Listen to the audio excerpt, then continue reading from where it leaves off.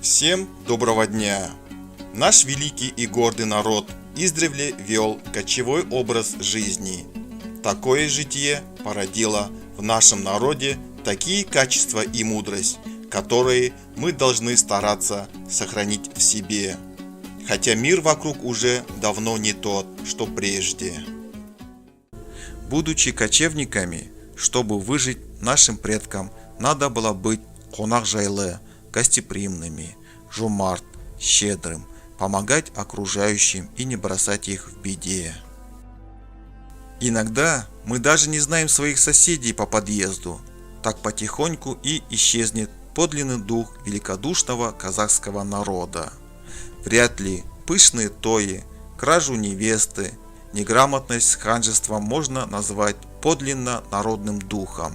Все мы начали забывать под грудой той-мой, комедий и прочего фарса, которые только портят доброе имя нашего народа.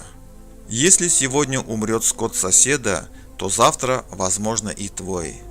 Без всех этих качеств нашему народу было бы не выжить в степи. Кочевой дух воспитал в нас эти качества. Идет время, технический прогресс диктует свои правила.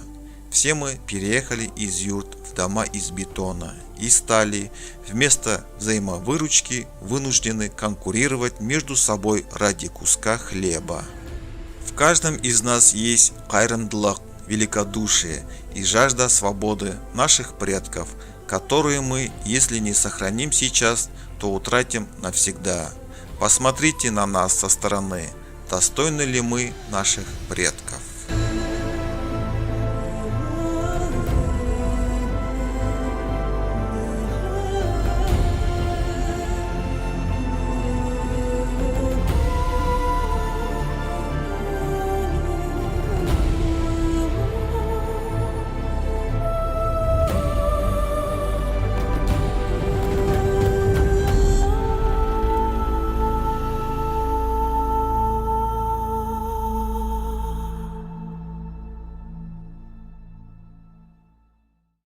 Если вам понравилось это видео, прошу вас, нажмите лайк. Если не понравилось это видео, прошу вас, поставьте дизлайк. А также прошу вас, напишите в комментариях, что вы думаете по поводу этого видео. Всем спасибо, что были со мной. Всем пока, всем добра, всем крепкого здоровья и удачи всем.